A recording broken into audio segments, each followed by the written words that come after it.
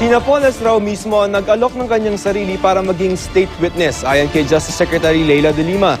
Bagaman hindi raw makakailang mabigat ang mga sasabihin ni Napoles bilang itinuturong mastermind ng pork barrel scam, ayon sa isang eksperto, magiging problema ni Napoles ang nauna ng resolusyon ng ombudsman na nagsasabing may sapat na ebidensya para tumayo ang kaso laban sa kanya. Narito ang aking report. November 7, nung isang taon, humarap ang itinuturong utak ng milyong-pisong pork barrel scam sa Senado. Pero walang napiga ang mga senador sa pagdinig ng Senate Blue Ribbon Committee. Sir, may kaso na po kami sa ombudsman. Kami na-invoke my right against self-incrimination. Hindi ko maalala kasi matagal na. Pero tila nagbago na ang ihip ng hangin. Kagabi, matapos na makiusap na harapin siya ni Justice Secretary Leila de Lima, ikinanta ni Napoles ang nalalaman niya ukol sa pork barrel scam. Nung pagpasok ko doon sa kwarto niya, nagro-rosary siya. May mga ano doon, may mga Mama Mary, Jesus Christ, tapos nagro-rosary, and then she was tearful.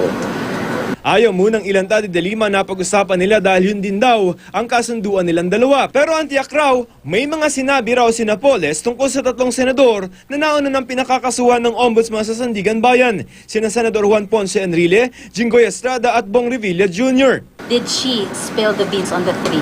Oh yes, absolutely. Sabi ni de Lima, inaalok ni Napoles ang sarili para maging state witness pero hindi pa raw siya umuoo dito. Walang commitment na siya ay gagawing state witness.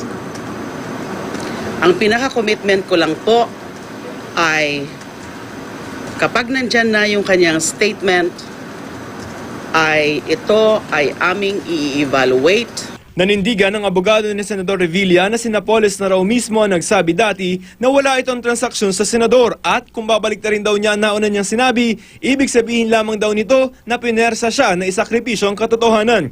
Pinapatunayan lamang daw nito ang kasabihan na ang taong ginigipit kahit sa patalim kumakapit. Si Senador Jinggoy Estrada naman nababahala na iniipit si Napoles para idiin silang tatlo. I am concerned kung talagang ipipilit nitong ng DOJ o ng NBI na banggitin lang ang pangalan namin tatlo. Pag walang influence, if Secretary de Lima will not influence Ms. Napoles, we do not have anything to worry about. Wala pang reaksyon ng kampo ni Enrile. Si Napoles ang pinakahuli sa nag-alok na maging state witness. Bago ito, nag-a-apply rin para maging state witness si Ruby Tuason at si dating Technology Research Center Director Dennis Cunanan. State witness na sina Ben Hurloy at iba pa mga whistleblower. Pero sino lang ba ang pwede maging state witness? Pagdating sa korte, isa siya sa mga akusado who does not appear to be most guilty. Yun nga lamang may problema si Morales sa timing lalo na't may nauna ng resolusyon ng ombudsman na may sapat na dahilan o probable cause para tumayo naman ang kaso. Bagaman pwede pa rin naman daw na pag naresolba na ang motion for reconsideration ay hindi na lamang isama sa mga kakasuhan si Napoles sa Sandigan Bayan. At this point, walang added value. Kasi meron ng probable cause. Of course, that probable cause is now subject of a motion for reconsideration. Ang ibig sabihin nun, baka mabaliktad pa na walang probable cause. Medyo pwedeng mangyari legally. May pangamba rin si Morales sa posibleng mangyari kahit pa makuna na ng pahayag ng DOJ si Napoles. Pwede niyang, napilitan lang ako. Kala ko kasi may mangyayari sa akin, magkakaroon ako ng operasyon. Pwede ganun. Ano naman, what happens to the DOJ? That's another thing. So, walang value yung papel?